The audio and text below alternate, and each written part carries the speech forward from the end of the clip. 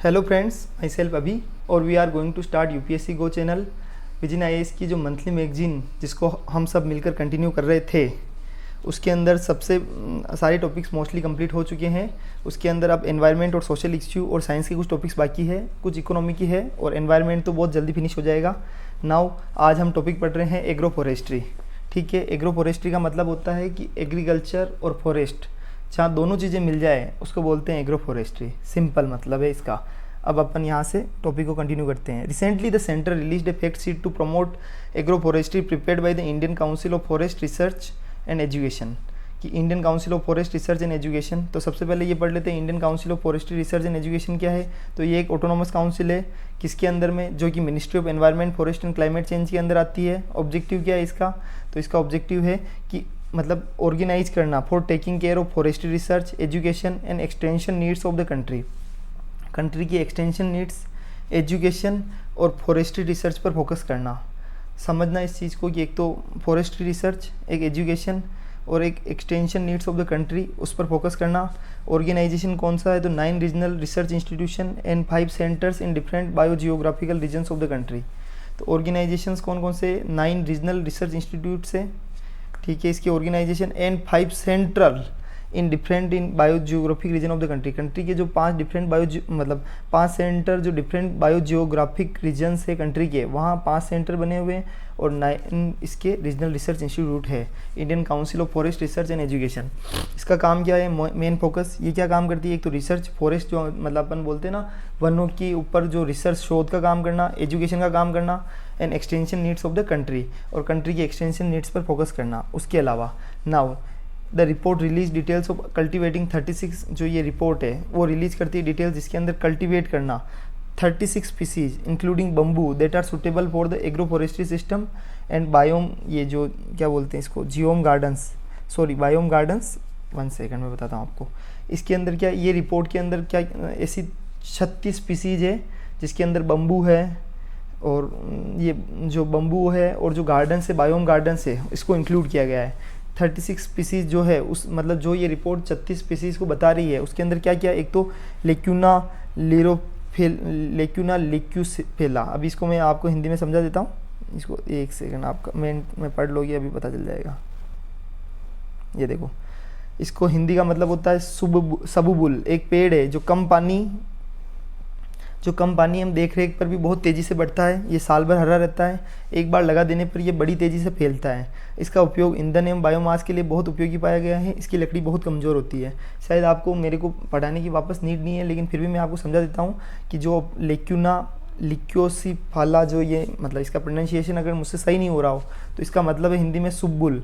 ये इसको कम पानी की नीड है एंड बहुत कम देख रेख पर भी ये बहुत तेज़ी से बढ़ता है। ये साल भर हरा रहता है और एक बार लगा देने पर ये बड़ी तेज़ी से फैलता है। इसका उपयोग ईंधन एवं बायोमास के लिए बहुत उपयोगी पाया गया है। इसकी लकड़ी बहुत कमज़ोर होती है। ठीक है, ये तो हो गया सुब्बुल का पेड़। ठीक है, उस मतलब जो 36 स्पीसीज को जो रिपोर्ट है जो अपन ने ऊपर पढ़ाई की, जो रिपोर्ट यहाँ पे देखो, the centre released a fact sheet to promote agro forestry. तो इस तरह जो रिपोर्ट्स है उसमें 36 स्पीसीज है, उसके अंदर एक सुब्बुल है, एक यूक्लिपाइटस भी है।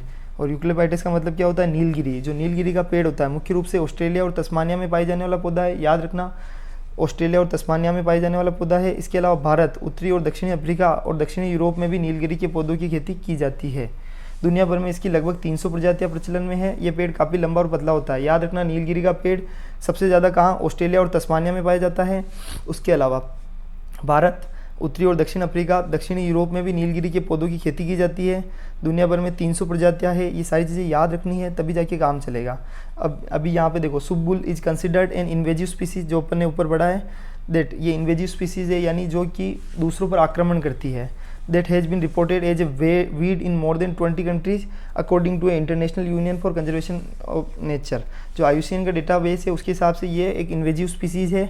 और यूक्लिपाइटस जो अपन ने अभी नीलगिरी का पेड़ पढ़ा है, इसको हाईली वाटर इंटेंसिव, ये बहुत ज़्यादा पानी खींचता है, इसको बहुत ज़्यादा पानी की रिक्वायरमेंट रहती है। एक्चुअली इसको पानी तो थोड़ा सा कम चाहिए मतलब इनिशियल लेवल पर, बट क्या होता है ये इतना जल्दी ग्रो करता है तो ज़्यादा पानी खींचता है। ये बार बार थोड़ा थोड़ा करके बहुत पानी खींच लेता है ये। About agroforestry. अब एग्रो फॉरेस्ट्री अपन ने दूसरे टॉपिक्स पढ़ लिए, अब now agroforestry. Agroforestry क्या है, तो it is a combination of practising agriculture and forestry together. अभी अपन ने पढ़ा एग्रीकल्चर और फॉरेस्ट्री को मिलकर अगर उनकी प्रैक्टिस करेंगे तो उसका मतलब है एग्रो फॉरेस्ट्री। इसका फोकस होता है interaction and interdependence of various elements in nature. इसका मतलब है कि इंटरेक्शन करना और इंटरडिपेंडेंस यानी एक दूसरे पर निर्भरता of various elements in nature. Component of agro forestry crop, tree and live stock. Agro forestry के जो कंपोनेंट्स कौन कौन से हैं, एक तो क्रॉप फसलें, ट्रीज यानी अपने पेड़, एंड लाइव स्टॉक यानी पशुधन। तीनों चीज़ों को एग्रीकल्चर के अंदर ध्यान रखना, फसल भी आ जाती है, पशुधन भी आ जाता है, और ट्री, तीनों चीज़ें मिलके एग्रो फॉरेस्ट्री के कंपोनेंट्स है। Agro forestry system these are classified based on the types of component. एक तो एग्रीसिविकल्चर जिसके अंदर क्रॉप और ट्री को इंक्लूड किया गया है, सिल्वो पेस्ट्रल जिसमें लाइव स्टॉक प्लस ट्री को इंक्लूड किया गया है, एंड एग्रो सिल्वो पेस्ट्रल इसके अंदर तीनों चीज़ें क्रॉप, पेस्चर और ट्रीज तीनों चीज़ों को आ गया है, मतलब लाइव स्टॉक, पशुधन, ट्री और क्रॉप्स। इसको बोलते हैं एग्रो सिल्वो पेस्ट्रल। ये याद रखना क्योंकि ये यूपीएससी के अंदर क्वेश्चन आ सकता है, आरएएस में कहीं पे भी क्वेश्चन आ सकता है। अभी विजन आईएएस की जो मंथली मैगजीन थी उसके अंदर अभी अपने एक मतलब इसी के अंदर एक शॉर्ट्स पढ़ा था कि धौलपुर करौली एक टाइगर रिजर्व बना है राजस्थान में। उसका सीधा सीधा स्ट्रेट फॉरवर्ड राजस्थान के अंदर आरएएस के अंदर क्वेश्चन आ गया था कि राजस्थान का 5वां टाइगर रिजर्व कौन सा है, तो अपने को लिखना था कि धौलपुर करौली टाइगर रिजर्व। ठीक है, तो अगर आप इसको ध्यान से फोकस से पढ़ेंगे तो बहुत जल्दी सारी चीज़ें फिनिश कर देंगे। Next, attributes of the agro forestry system के एक मतलब अगर एग्रीकल्चर और फॉरेस्ट्री दोनों सिस्टम एक साथ रहेंगे तो उसके फ़ायदे क्या है, एक तो प्रोडक्टिविटी बढ़ेगी, एक सस्टेनेबिलिटी बढ़ेगी, एक अडोप्टेबिलिटी बढ़ेगी। यानी प्रेफर्ड गुड्स एंड इंक्रीज करना प्रोडक्टिविटी ऑफ लैंड, लैंड की प्रोडक्टिविटी बढ़ेगी और प्रेफर्ड गुड्स का प्रोडक्शन बढ़ेगा, प्रोडक्शन पोटेंशियल का कंजर्वेशन बढ़ेगा। उसके अलावा प्रिस्क्राइब्ड प्रैक्टिस की एक्सेप्टेंस बढ़ेगी। यानी अगर आप सोचिए एक खेत है, वहाँ पे आप चारों तरफ जैसे फॉरेस्ट टाइप का एनवायरनमेंट बना देते हैं, पेड़ पौधे, बीच में आप क्रॉप्स भी उगा रहे हो साथ में, वहाँ पर पशुधन भी है, मतलब एक ये क्या बोलते हैं जीव जंतु है, जानवर भी है पशुपालन के लिए, तो प्रोडक्टिविटी बढ़ेगी। उसी एरिया के अंदर, सेम एरिया के अंदर एक तो उसकी प्रोडक्टिविटी बढ़ जाएगी, एक सस्टेनेबिलिटी बढ़ जाएगी, उसके अलावा अडोप्टेबिलिटी यानी प्रिस्क्राइब्ड प्रैक्टिस की अडोप्टेबिलिटी भी बढ़ जाएगी। Significance of agro forestry, agro forestry की सिग्निफिकेंस क्या है, तो फार्म की प्रॉफिटेबिलिटी बढ़ेगी। ऑब्वियस है, अगर कोई चीज़ आप सोचिए कि हम कोई एक व्यक्ति किसी काम को कर रहा है और वही काम को अगर 3 व्यक्ति कर रहे हैं, उसी काम को उसी इमोशंस के साथ और विल पावर के साथ, और उसके अंदर कितनी प्रोडक्टिविटी बढ़ जाएगी आप सोचिए। तो कहने का मतलब ये है कि ऐसा नहीं है कि तीनों आदमी, कहने का मतलब ये है कि अगर 3 व्यक्ति जो ज़रूरत है और 3 व्यक्ति उसको मिलकर किसी काम को कर रहे हैं तो वो काम जल्दी फिनिश होगा और अलग अलग माइंड, अलग अलग आइडियाज़ काम करेंगे। ये तो एग्जांपल हो गया ह्यूमन्स के केस में, जो अपन ह्यूमन रिसोर्सेज के केस में। अब सेम टॉपिक अगर अपन एग्रीकल्चर इसमें देखिए कि अगर आप मल्टी लेयर में खेती कर रहे हो, आजकल तो मतलब वो ग्रीन हाउस, पॉली हाउस, इस टाइप की खेती भी होने लग गई है, तो उससे क्या होगा कि प्रॉफिटेबिलिटी बढ़ेगी क्योंकि आप क्रॉपिंग, फॉरेस्ट, बहुत सारी चीज़ें एक साथ वर्किंग कर रहे हो। तो ठीक है, तो इसमें लिखा हुआ देखो, the combined output of tree, crops and livestock are per unit area is greater than the combined output of any one component. Okay, resource की सस्टेनेबिलिटी ऑब्वियस है क्योंकि अपन बार बार फसलों को धीरे धीरे चेंज करते रहेंगे तो उससे क्या होगा कि रिसोर्स भी सस्टेनेबल रहेगा। Preservation and protection of natural resource by reducing pollution, managing soil erosion and establishing wild life habitat. जैसे मैं आपको इसका एग्जांपल दे सकता हूँ, कैसे कि अगर जैसे आप साथ के साथ पशुधन को पालन कर रहे हो तो उससे आप क्या कर सकते हो, ऑर्गेनिक खेती भी कर सकते हो।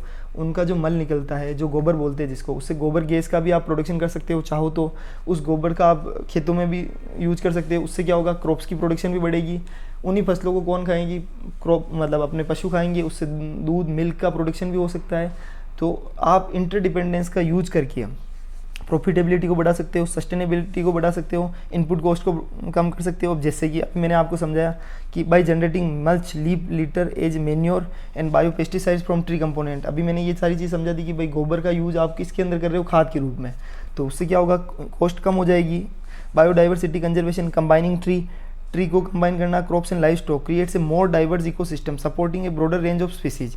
यानी अगर ट्री, क्रॉप्स एंड लाइव, पशुधन को कंबाइन करते हो तो उसके कारण क्या होगा, एक डाइवर्स इकोसिस्टम बनेगा और एक ब्रॉडर रेंज ऑफ स्पीसीज मतलब आप पाल सकते हो। फूड सिक्योरिटी, इसके कारण फूड सिक्योरिटी, हेल्थ बढ़ेगी, न्यूट्रिशन बढ़ेगा due to increase diversity and quality of food output, और फूड आउटपुट की क्वालिटी भी बढ़ेगी। इनकम ऑफ फार्मर्स बढ़ेगी। New product from agroforestry increase the farming enterprise, financial flexibility and generate करेंगे employment opportunity को। Carbon sequestration, agroforestry is involve in capturing carbon and long term storage of atmospheric carbon dioxide. Agroforestry को involve किया जाता है किसके अंदर, agro forestry is involve in capturing carbon अगर आप मतलब ट्री है, फॉरेस्ट है, सारी चीज़ें एक साथ है तो कार्बन कैप्चर में भी फ़ायदा करेगा। उसके अलावा long term storage of atmospheric carbon dioxide का जो लॉन्ग टर्म स्टोरेज है उसमें भी ये फ़ायदा करेगा। Way forward for scaling agro forestry, इसके लिए वे हीट क्या चीज़ें हैं, तो न्यू एग्रो फॉरेस्ट्री मॉडल्स को डेवलप किया जाना चाहिए। सर्टिफाइड प्लांटिंग मटेरियल्स की अवेलेबिलिटी को इंश्योर करना चाहिए, किसके लिए, फार्मर्स को और अदर यूजर्स को सर्टिफाइड जो प्लांटिंग मटेरियल्स यानी ऐसे प्लांटिंग मटेरियल्स जो कि इस खेती में यहाँ ये काम आएगा, यहाँ ये काम आएगा, आप इस तरह का कॉम्बिनेशन कर सकते हो, ऐसा कुछ टाइप रिसर्च एंड डेवलपमेंट होनी चाहिए इस एरिया के अंदर। इम्प्रूव करना चाहिए मार्केट एक्सेस टू फार्मर्स, मतलब फार्मर्स चाहे तो अपने प्रोडक्शन को कहाँ सेल कर सकता है, सीधा डायरेक्टली मार्केट में, वैसा कुछ इम्प्रूव करने की नीड है। एसेसिंग इम्पैक्ट और एक्सटेंशन सर्विस की भी ज़रूरत है कि improve the delivery of technology know how to the farmers through extension programmes involving, जिसमें रिसर्च इंस्टीट्यूट एंड इंडस्ट्रीज, इनको भी फोकस मतलब इनको भी अपने को उस दायरे में लाना चाहिए ताकि इनका फ़ायदा कौन उठा सके, general farmers. Government initiative for agroforestry के लिए गवर्नमेंट इनिशिएटिव क्या है, तो sub mission on agroforestry हर मेड पर पेड स्कीम लॉन्च 2016-17 में हुई थी। इसका उद्देश्य क्या है, tree plantation on farm land along with crops के साथ में ट्री का प्लांटेशन भी किया जाएगा। सब मिशन है ये एग्रो फॉरेस्ट्री पे, ठीक है। उसके अलावा mission for integrated development of horticulture, जो इंटीग्रेटेड डेवलपमेंट है किसके, हॉर्टिकल्चर का जो इंटीग्रेटेड डेवलपमेंट है उस पर mission it has been implemented since 2014-15 for holistic growth of horticulture covering, उसमें फ्रूट्स आ गया, वेजिटेबल्स आ गया, मशरूम आ गया, स्पीसीज आ गया। National agroforestry policy 2014 to encourage and expand tree plantation in a complementary and integrated manner with, जिसके अंदर crops and life stock को भी इंक्लूड किया गया है। एग्जेम्प्टेड मैनी ट्री स्पीसीज को एग्जेम्प्ट किया गया है from the felling and transit rules and remove bamboo from the category of forest produce to enable large scale of cultivation. अब इसके अंदर क्या किया है, एक exempted many tree species from the felling and transit rules, यानी जो transit rules और जो फेलिंग रूल्स लगते हैं उनसे मैनी स्पीसीज को मतलब एग्जेम्प्ट किया गया है, और जैसे बम्बू है उसको फॉरेस्ट प्रोड्यूस की कैटेगरी से हटा दिया गया है, जिसके कारण उसका लार्ज स्केल कल्टिवेशन हो सकता है। क्योंकि देखो बहुत सारे रूल्स ऐसे होते हैं जो फॉरेस्ट प्रोड्यूस को कल्टिवेट नहीं करने देते हैं, दे आर मतलब वो प्रोहिबिट करते हैं कि फॉरेस्ट प्रोड्यूस को आपको कल्टिवेट नहीं करना है, इसलिए बम्बू को उससे हटा ही दिया गया है ताकि उसका यूज मल्टीपल यूज हो सकता है बम्बू का, और उसके मतलब लार्ज स्केल कल्टिवेशन उसका हो सके। क्योंकि अगर उसको फॉरेस्ट की कैटेगरी में डाला जाएगा और उसका कटिंग नहीं हो पाएगी, कल्टिवेशन नहीं हो पाएगा, तो पीपल फार्मर्स को उसमें प्रॉफिट नहीं मिलेगा, तो they will not do work on this. इसलिए गवर्नमेंट की बहुत सारी स्कीम्स ऐसी है जहाँ पर बम्बू का योगदान बहुत सारी जगह होता है, ठीक है। तो उस हिसाब से इसको एग्जेम्प्ट किया गया है, फॉरेस्ट कैटेगरी से बाहर निकाला गया है। नेशनल एग्रो फॉरेस्ट्री पॉलिसी 2014, उसका काम क्या था, ट्री प्लांटेशन को एक्सपांड करना इन a complementary and integrated manner, जिसके अंदर क्रॉप्स एंड लाइफ स्टॉक को भी पर भी फोकस किया जाएगा, ठीक है। अभी आपने हॉर्टिकल्चर वाला पढ़ ही लिया कि जिसमें फ्रूट्स, वेजिटेबल्स, मशरूम, इन सब की एक साथ ग्रोथ की जाएगी, होलिस्टिक ग्रोथ, ठीक है। ये 2014-15 में आ गई थी scheme. Now challenge with agroforestry, agro climate zone, it is a land unit in terms of major climates के संबंध में ये एक लैंड यूनिट है जो कि suitable for a certain range of crops. इसका उद्देश्य क्या होता है, scientific management of regional resource to meet the food, ताकि अपन फूड को मीट आउट कर सके, फाइबर को, फोडर को and fuel wood without adversely affecting the status of natural resource and environment, यानी नेचुरल रिसोर्स एंड एनवायरनमेंट को affect किए बिना आप साइंटिफिक मैनेजमेंट कर रहे हो किन रीजनल रिसोर्सेज, जो वहाँ की प्राकृतिक रिसोर्सेज है, टू मीट द, ताकि अपन food, fibre, fodder and fuel को मीट आउट कर सकें। चैलेंज विद एग्रो फॉरेस्ट्री के साथ चैलेंजेस क्या है, तो सुपीरियर सीड वेराइटीज़ को सॉर्ट करना, tree interfering with agriculture crop yield के साथ इंटरफेयर करना, insufficient research on agro forestry पर इनसफिशिएंट रिसर्च मॉडल्स सुटेबल, जो कि डाइवर्स एग्रो क्लाइमेटिक रीजन्स के लिए पर फोकस करना। मेरी बात सुनो, इसमें चैलेंजेस क्या है एग्रो फॉरेस्ट्री में, क्योंकि आप सब सोच रहे हो कि भाई हम खेती भी साथ में कर लेंगे, हम ट्रीज को भी साथ में लगा देंगे, क्रॉप्स को भी साथ में उगा देंगे, पशुधन भी लगा देंगे, तो उसके लिए एक तो सुपीरियर सीड वेराइटी चाहिए, एग्रीकल्चर क्रॉप यील्ड चाहिए, कि मतलब ऐसे ट्री भी बहुत सारे ऐसे ट्री होते हैं जो कि इंटरफेयर करते हैं किसके अंदर, एग्रीकल्चर के यील्ड के अंदर, तो अपने को उनका कॉम्बिनेशन प्रॉपर होना चाहिए। इसलिए तो वे में लिखा हुआ है कि ऐसे प्रॉपर एग्रो फॉरेस्ट्री मॉडल होने चाहिए जिसमें बताया जा सके कि ये फॉरेस्ट का पौधा लगना चाहिए, ये क्रॉप्स होनी चाहिए और ये पशु होने चाहिए।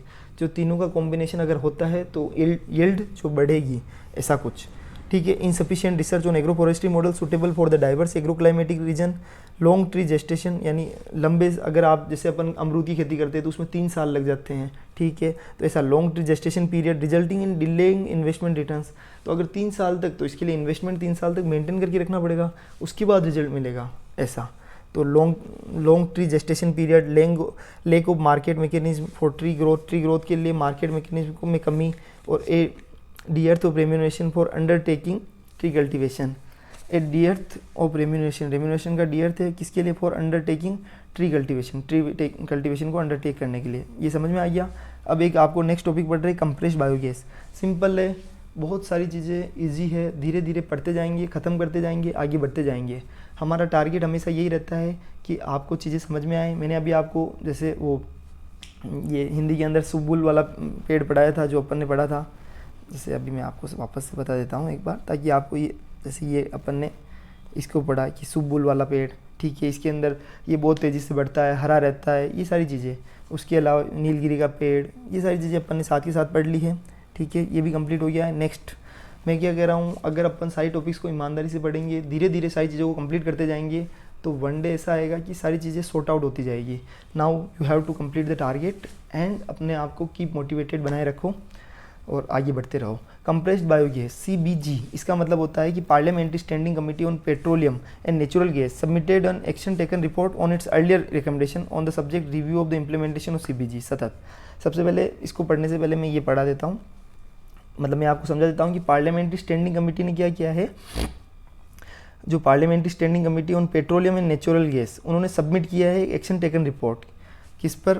उनकी जो अर्लियर रिकमेंडेशन उन्होंने दी थी, रिव्यू फॉर इम्प्लीमेंटेशन ऑफ जो सतत स्कीम है CBG है, कंप्रेस्ड बायोगैस है, उसके इम्प्लीमेंटेशन के रिव्यू पर उन्होंने जो रिकमेंडेशन दी है उस पर एक्शन टेकन रिपोर्ट सबमिट कर दी है, ठीक है। नाउ अभी अपने को पढ़ना है sustainable alternative towards affordable transportation, यानी जो अफोर्डेबल ट्रांसपोर्टेशन है उसके टूवर्ड्स आपको ऐसे कौन कौन से अल्टरनेटिव है जो सस्टेनेबल अल्टरनेटिव है, जो इनको यूटिलाइज अपने द्वारा किया जा सकता है। तो ये सबसे पहले ये जो सतत स्कीम है ये 2018 में आई थी, याद रखना बहुत इंपॉर्टेंट है। स्कीम कब आई थी, कौन सी मिनिस्ट्री है, सो मेनी थिंग्स, ठीक है। Objective to set up compressed biogas, किसके लिए? कि ताकि अपन CBG कंप्रेस्ड बायोगैस को सेटअप करें, मतलब CBG प्रोडक्शन प्लांट्स को, and make available CBG in the market for use in automotive fuels के अंदर। Biogas is produced naturally through the anaerobic decomposition of biomass such as agriculture residue, municipal solid waste, sugar cane, press mud, ठीक है। तो अभी ये समझो, biogas is produce naturally, biogas को produce किया जाता है naturally through the anaerobic decomposition of biomass. Biogas को अभी अपन पहले क्या पढ़ रहे हैं, कंप्रेस्ड बायोगैस। उसके अंदर जो बायोगैस है उसका मतलब क्या होता है, बायोगैस को प्रोड्यूस किया जाता है naturally through the anaerobic decomposition of biomass. Biomass होता है जो कि मतलब जो जैव ईंधन होते हैं, उसको अगर अपन डिकम्पोज करेंगे तो उसके कारण बायोगैस का जनरेशन होगा। सच एज एग्रीकल्चर रेजिड्यू, अपन एग्रीकल्चर मतलब हम जो बोल रहे हैं कि agriculture residue, municipal solid waste, sugar cane, press mud, जो शुगर केन यानी जो गन्ने के जो वो क्या बोलते हैं, गन्ना का जो तना नहीं होता, तना, और जो म्युनिसिपल सॉलिड वेस्ट है, इन सबको जब अपन एक डंप के अंदर, बायोमास के अंदर इनका जब डिकम्पोजिशन करते हैं तो उसके कारण कौन सी गैस जनरेट होती है, बायोगैस, CBG। अब उसके बाद ये तो हो गई बायोगैस। अब इसका उद्देश्य होता है कंप्रेस्ड बायोगैस को सेट करना प्रोडक्शन प्लांट को, and make available CBG in the market for use in automotive fuels, और ऑटोमेटिव फ्यूल्स के लिए जो गाड़ियों के लिए फ्यूल के रूप में उसको यूटिलाइज करना है। अब CBG is obtained after purification and compression of biogas. Biogas कैसे मिलेगी, जो नेचुरल प्रोडक्ट्स है, जो मतलब एग्रीकल्चर रेजिड्यू है, उनका डिकम्पोजिशन जब करेंगे बायोमास का, इन सब का, तो उससे तो जनरेट होगी बायोगैस, और बायोगैस को जब अपन प्योरीफाई करेंगे, उसका कंप्रेशन करेंगे, तो उससे मिलेगी CBG which has a high methane, जिसके अंदर, अब इसको बहुत इंपॉर्टेंट है ये टॉपिक, इसको बार बार समझ लेना। इसके अंदर सबसे मेन चीज़ क्या होती है, CBG के अंदर एक तो मिथेन होती है, उसका कंटेंट होता है मोर देन 90%। क्वेश्चन आ सकता है UPSC प्रीलिम्स में कि CBG, ठीक है, CBG is purification of biogas, ठीक है, पहला पॉइंट। स्टेटमेंट 1। स्टेटमेंट 2 है, इसके अंदर मिथेन का कंटेंट 70% से ज़्यादा होता है, सुन लेना ध्यान से। हायर कैलोरीफिक वैल्यू होती है 47 से 52 mg पर kg, ठीक है। और अदर कंपोनेंट्स कौन से, CO2 less than 4%, hydrogen sulphide less than 16 ppm, nitrogen less than 0.5%, oxygen 0.5% से कम, एंड मॉइस्चर लेस देन 5 मतलब mg मिलीग्राम पर मीटर क्यूब। अब इसमें एक चीज़ समझो मेरी बात, कि अब अपन मैंने सेकंड स्टेटमेंट क्या बोला था कि लेस देन मतलब मोर देन 70% तो रॉन्ग है, उसके अंदर मोर देन 90% मीथेन कंटेंट होता है और 4% से मतलब मोर क्या कहते हैं लेस देन 4% CO2 कार्बन भी होता है, हाइड्रोजन सल्फाइड होता है, नाइट्रोजन होती है, ऑक्सीजन होती है, मॉइस्चर होता है। ये सारे कंटेंट उसके अंदर कंपोनेंट इंक्लूड होते हैं। अगर क्वेश्चन आता है तो ध्यान रखना CBG के अंदर कौन कौन से कंपोनेंट याद रखना। वापस से बोल रहा हूँ, methane, oxygen, CO2, hydrogen, nitrogen, ठीक है। मॉइस्चर भी होता है, हायर कैलोरी, और इसकी वैल्यू कौन सी होती है, हायर कैलोरीफिक वैल्यू होती है इसकी 47 से 52। ओके, नोडल मिनिस्ट्री कौन सी है, जो कि अपन बायोगैस की जो मतलब अभी ये सतत स्कीम है तो उसकी नोडल मिनिस्ट्री कौन सी है, 2018 में तो आया था, और इसकी ministry of petroleum and natural gas, याद रखना, ठीक है। टारगेट अंडर सतत के अंदर टारगेट कौन कौन से है, तो 5000 कंप्रेस्ड बायोगैस प्लांट्स बनाने बाई 2023 तक, 15 MMT ऑफ CBG करने, कंप्रेस्ड बायोगैस के 15 MMT होने चाहिए, 50 मतलब मेट्रिक टन MMT और बायोमेन्योर के 50 MMT मतलब जो मिलियन मेट्रिक टन होते हैं ना MMT, और बायोमेन्योर के उनका ये टारगेट है इनका, और कंप्रेस्ड बायोगैस 15 मेट्रिक टन तक होना चाहिए, ठीक है। 15 मिलियन मेट्रिक टन होगा शायद, 1 सेकेंड अपन देख ही लेते हैं। 50 मिलियन मेट्रिक टन मैंने अभी आपको समझाया ना, वही है मिलियन मेट्रिक टन बोलते हैं। MMT का मतलब fulfil all 4 pillars of our vision of India's energy future, energy access, energy efficiency, energy sustainability and energy security. तो ये जो कि सतत स्कीम है, जो उसके अंदर टारगेट्स है, उसका उद्देश्य क्या है, जो इंडिया की एनर्जी फ्यूचर्स है उसके विजन्स के चारों पिलर्स को कंप्लीट करना है, जिसके अंदर energy access, energy efficiency, energy को सस्टेनेबिलिटी एंड एनर्जी सिक्योरिटी। याद रखना, axis, efficiency, sustainability and security. Challenges in implementation, governance related issue, limited technical capability of the multiple bodies act as hindrance, multiple regulatory approvals हो गया, discontinuation of central financial assistance हो गया, lack of interest among oil PSUs है जो public sector units है। तो challenges है इन implementation, इसके अंदर इसके इम्प्लीमेंटेशन में क्या क्या चैलेंजेज है, एक तो गवर्नेंस रिलेटेड इशू है, limited technical capability of the municipal bodies की जो लिमिटेड टेक्निकल कैपेबिलिटी है, उसके अलावा मल्टीपल रेगुलेटरी अप्रोच, यानी इसके अंदर जो CBG है उसके ऊपर बहुत सारे मतलब रेगुलेशंस लगते हैं। एक तो ministry of environment, forest and climate change, ministry of petroleum and natural gas, ministry of new and renewable energy. तो ये इसके कारण क्या होता है, न्यू एंटरप्रेन्योर्स को आने में दिक्कत होती है रेगुलेटरी अप्रूवल्स के कारण, बहुत सारे रेगुलेटरी अप्रूवल्स के कारण।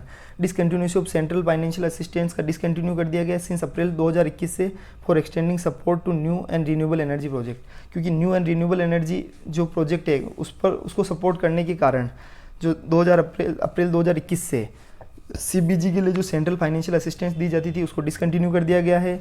Lake of interest among oil public sector जो यूनिट है उसके अंदर इंटरेस्ट की कमी आ रही है in setting up CBG project. उनके द्वारा जो ऑयल पब्लिक सेक्टर यूनिट है वो इंटरेस्ट नहीं ले रही है CBG प्रोजेक्ट के अंदर, despite domestic natural gas production being a mandate for the upstream oil PSU, ठीक है। तो उसके लिए वो मतलब उनका मेन फोकस उस पर नहीं है CBG कंप्रेस्ड बायोगैस प्रोजेक्ट पर। अनरेगुलेटेड बायोमास सप्लाई चेन, उसके अलावा डिस्ट्रीब्यूशन चैलेंज में भी इशू है कि डिफरेंशियल टैक्स स्ट्रक्चर है CBG के, and CBG act as a hurdle in the synchronisation of CBG with the city gas distribution network के अंदर भी दिक्कत है। Inefficient source segregation of municipal solid waste का मतलब प्रॉपर्ली सेग्रीगेशन नहीं हो पा रहा है, और जब प्रॉपर्ली सेग्रीगेट होगा तब भी वो उससे बायोगैस बनेगी और तभी उससे कंप्रेस्ड बायोगैस बनेगी, लेकिन उसका अभी तक तो उसका कलेक्शन ही प्रॉपर नहीं हो पा रहा है, और तो उससे बायोगैस कैसे बनाएंगे, प्रॉपर मार्केट नहीं है। No buyers for fermented organic manure on which CBG companies है बेस 15 से 20% ऑफ देयर रेवेन्यू, यानी जो CBG कंपनीज है उनकी जो 15 से मतलब 15 to 20% जो रेवेन्यू होती है वो ऑर्गेनिक मैन्योर से आती है, फर्मिनेटेड ऑर्गेनिक मैन्योर से, तो उसके लिए कोई बायर्स ही नहीं है। Lack of bio CNG consumers की कमी है due to limited availability of CNG vehicles की भी अभी लिमिटेड अवेलेबिलिटी है, उसके कारण रूरल एरिया के अंदर क्या हो रहा है, बायो CNG कंज्यूमर्स की कमी है। अब अपन सोचते हैं कि अभी जो CNG की गाड़ियाँ है इतनी थोड़ी आई है, अगर गाड़ियाँ बढ़ेगी तो उसके कारण उसकी डिमांड बढ़ेगी तो मार्केट में धीरे धीरे CBG कंपनीज भी आना स्टार्ट करेगी और उसमें कंपटीशन भी बढ़ेगा, और जैसे जैसे कंपटीशन बढ़ेगा उसमें रेट भी कम होगी, धीरे धीरे मार्केट की ग्रोथ होगी। Compressed biogas project are not being implement at a desired rate, और जो उनकी डिजायर्ड रेट है उस पर भी उसका मतलब इम्प्लीमेंटेशन नहीं हो रहा है। Other initiative to promote CBG in India. India के अंदर अदर इनिशिएटिव भी लिए गए हैं जिसका उद्देश्य क्या है, सीबीजी को प्रमोट करना। कौन कौन से, एक तो इंटीग्रेशन ऑफ बायो सीएनजी का इंटीग्रेशन करना as a fuel for transportation, यानी ट्रांसपोर्टेशन के लिए बायो सीएनजी का फ्यूल की तरह इंटीग्रेशन करना कि बायो सीएनजी को अब फ्यूल की तरह यूज़ किया जाए। नेशनल मतलब ये इनिशिएटिव है गवर्नमेंट के। अभी इसलिए तो नितिन गडकरी जी जो हमारे ट्रांसपोर्ट मिनिस्टर है, रोड एंड हाईवे के जो ट्रांसपोर्ट मिनिस्टर है नितिन जी गडकरी, उनके द्वारा सीएनजी की गाड़ियों का धीरे धीरे प्रोत्साहन दिया जा रहा है। इससे क्या होगा कि सीएनजी का अगर यूज होगा फ्यूल के रूप में तो उसके कारण उनकी कॉस्ट भी कम होगी और उसके कारण एनवायरनमेंट में पोल्यूशन की भी कमी आएगी। नेशनल पॉलिसी ऑन बायोफ्यूल 2018, इसका उद्देश्य है कि production of CBG and other biofuels, Govardhan scheme, recognition of CBG project under the priority sector lending scheme, CBG को रिकग्नाइज करना किसके अंदर, प्रायोरिटी सेक्टर लैंडिंग स्कीम में, ताकि उनको क्रेडिट आसानी से मिल सके। गोवर्धन स्कीम का यूज करना जिसके कारण क्या होगा कि विलेज को सपोर्ट करना। In effective management of cattle and biodegradable waste का इफेक्टिव मैनेजमेंट किया जाए। Fertiliser control order for fermented organic manure, जो फर्मेनेटिक ऑर्गेनिक मैन्योर है उसके लिए fertiliser control, promote usage of organic fertiliser in agriculture and expand करना है market for solid and liquid byproduct of CBG plants. National bioenergy programme by ministry of new and renewable energy के द्वारा एक national bioenergy programme भी लाया गया है। किसके लिए, कैपेसिटी बिल्ड करने के लिए और बायोगैस के अंदर रिसर्च को बढ़ावा देने के लिए, कैपेसिटी बिल्ड करने के लिए, सॉलिड वेस्ट मैनेजमेंट के लिए and other bio energy aspect के लिए। अब वे फॉरवर्ड क्या है, तो इसके लिए वे अभी यही है कि भाई आप कोऑर्डिनेट मैकेनिज्म करो। नेशनल बायोफ्यूल कोऑर्डिनेशन कमेटी की जो मीटिंग्स होती है, मतलब उसका काम क्या होगा कि इशू को इम्प्लीमेंट, जो भी इश्यूज़ है उसकी इम्प्लीमेंटेशन को रेगुलरली उस पर फोकस किया जाए। Convening meeting of the national biofuel coordination committee regularly to short implementation issue की भाई इम्प्लीमेंटेशन में क्या क्या प्रॉब्लम आ रही है सीबीजी के अंदर, उसके क्या कोऑर्डिनेशन में कमी आ रही है, अगर रेगुलेटरी इशू आ रहे हैं तो उनको दूर किया जाए। फाइनेंशियल असिस्टेंट प्रोवाइड की जाए, मतलब जो सीबीजी के जो प्रोजेक्ट है उसके लिए एक जनरेशन बेस्ड इंसेंटिव को यूज़ किया जाए और उसके लिए सबसे पहले एक तो फाइनेंशियल इंस्टीट्यूशन की स्थापना की जाए जिसका काम होगा in consultation with oil and gas public sector unit, किसके लिए, बायोफ्यूल के लिए एंड क्लीन एनर्जी प्रोजेक्ट के लिए। बायोफ्यूल इंफ्रास्ट्रक्चर को सेट किया जाए एंड क्रेडिट गारंटी फंड की स्थापना किया जाए ताकि सीबीजी प्लांट्स और सीबीजी सेक्टर्स का डेवलपमेंट किया जा सके। अगर स्पेसिफिकली उनके लिए इंस्टीट्यूशन होगा तो वो उसके लिए काम करेगा, उनको क्रेडिट प्रोवाइड करेगा और उसका बेनिफिट किसको मिलेगा, उस पूरे सेक्टर को, पूरे मार्केट को मिलेगा। प्रोवाइड करना है physical support for the development of pipeline infrastructure for connecting CBG project with the CGD network. Physical support को प्रोवाइड करना किसके लिए, पाइपलाइन इंफ्रास्ट्रक्चर के डेवलपमेंट के लिए और फॉर कनेक्टिंग सीबीजी प्रोजेक्ट को with the CGD network. CGD network के साथ में सीबीजी प्रोजेक्ट को कनेक्ट करने के लिए एक प्रॉपर पाइपलाइन इंफ्रास्ट्रक्चर को डेवलपमेंट करने की भी ज़रूरत है। गवर्नमेंट की रिफॉर्म करने की ज़रूरत है कि रेगुलेटरी अप्रूवल को सिंप्लीफाई किया जाए। कैपेसिटी बिल्डिंग करना ऑफ अर्बन लोकल बॉडीज़ का and public private partnership model का यूज किया जाए। रेस्ट्रिक्ट करो, रेगुलेट करो the export of agriculture biomass, agriculture biomass के एक्सपोर्ट के को प्रॉपर्ली रेगुलेट करना और रेस्ट्रिक्ट करना। ये सब वे ही देखिए ऐसा होना चाहिए जिसके कारण क्या होगा, ये सेक्टर ग्रोथ करेगा। टेक्नोलॉजी का प्रॉपर यूज किया जाए किसके लिए, फीड स्टॉक के लिए, इनेबल व्हीकल ट्रैकिंग के लिए, ताकि एस्टेब्लिश कर सकें एक साउंड बायोमास सप्लाई चेन। ठीक है, ये अपन ऑलरेडी पढ़ चुके हैं। टारगेट अंडर सतत भी पढ़ चुके हैं। सीबीजी के फ़ायदे क्या है, उसके सिग्निफिकेंस क्या है, तो एक ये क्या काम करता है, सबसे पहले जो कंप्रेस्ड बायोगैस है उसका सबसे बड़ा बेनिफिट क्या है, एक क्लीनर अफोर्डेबल फ्यूल प्रोवाइड करने का काम करता है ये, कि अफोर्डेबल फ्यूल, सस्ता फ्यूल और क्लीनर फ्यूल। जैसे सीएनजी की रेट 70 या 80 रुपये है और जबकि पेट्रोल की रेट 108, 98 से लेके 95 से लेके 110 रुपये के बीच में है पेट्रोल की रेट, और जबकि उससे 20 रुपये सस्ता है सीएनजी। इसका मतलब है कि ये अफोर्डेबल काम करेगा और अफोर्डेबल ट्रांसपोर्टेशन होगा तो जो कॉस्ट होगी प्रोडक्ट्स की वो भी कम आएगी और उसके लिए पब्लिक के लिए भी वो चीज़ें, मतलब उससे इन्फ्लेशन में भी कमी आएगी। डाइवर्सिफिकेशन ऑफ एनर्जी बास्केट की भी डाइवर्सिफिकेशन होगा कि केवल हम पेट्रोल पर भी भरोसे नहीं रहेंगे। अगर सीएनजी की गाड़ियाँ होगी तो धीरे धीरे सीएनजी का प्रोडक्शन बढ़ेगा, इसके कारण किसानों को फ़ायदा मिलेगा, सीएनजी का प्रोडक्शन बढ़ेगा और एनर्जी बास्केट भी डाइवर्सिफाई होगा। केवल पेट्रोल के भरोसे भी काम नहीं चलाना चाहिए। जैसे कि अभी अगर केवल पेट्रोल के भरोसे होने के कारण होता है, अगर इंटरनेशनल कोई भी वर्ल्ड वॉर या कोई भी वॉर छिड़ती है तो इसका सीधा इफेक्ट भारत पर आता है, पेट्रोल और नेचुरल गैस और क्रूड ऑयल के कारण। तो अगर आपकी जो भी ट्रांसपोर्टेशन है वो उससे अगर अपन ऊपर निकलेंगे तो अपने को पता चलेगा कि अगर एनर्जी बास्केट में डाइवर्सिफिकेशन होगा तो उसका बेनिफिट क्या मिलेगा कि मल्टीपल ट्रांसपोर्टेशन, मतलब ट्रांसपोर्टेशन में जैसे कि इलेक्ट्रिसिटी हो गया, अभी इलेक्ट्रिसिटी का यूज हो रहा है, सीएनजी का यूज हो रहा है, तो उसी कारण धीरे धीरे पेट्रोल पर जो अपनी डिपेंडेंस है वो कम होगी और भारत आत्मनिर्भर की ओर बढ़ेगा। Reduce import dependence on crude oil, crude oil पर जो डिपेंडेंस है उसको मतलब जो क्रूड ऑयल पर डिपेंड, ये मैंने अभी आपको समझाया कि भाई क्रूड ऑयल पर डिपेंडेंस में कमी आएगी, एनर्जी बास्केट के को डाइवर्सिफाई किया जाएगा। Boost to entrepreneurship, rural economy को बढ़ावा मिलेगा, क्योंकि जो फार्मर्स है उनके गोबर गैस से प्रोडक्शन हो रहा है बायोगैस का, तो गोबर गैस से जब प्रोडक्शन होगा तो उससे उनको क्या फ़ायदा मिलेगा कि उनके जो गोबर है उसका भी उनको दाम मिलेगा। पशुपालन में के कारण मिल्क से ऑलरेडी दाम मिल रहा है, तो धीरे धीरे इस वाला जो एग्रीकल्चर सेक्टर है उसके अंदर भी ग्रोथ मिलेगी, रूरल इकोनॉमी को भी बढ़ावा मिलेगा। और अचीवमेंट ऑफ पंचामृत टारगेट, जो पंचामृत टारगेट है यानी जो पंचामृत यानी एक साथ 5 टारगेट्स को पूरा करना है, वो भी अपने को पंचामृत टारगेट को भी अचीवमेंट मिलेगी। ठीक है ना, आपको ये चीज़ समझ में आई गई होगी।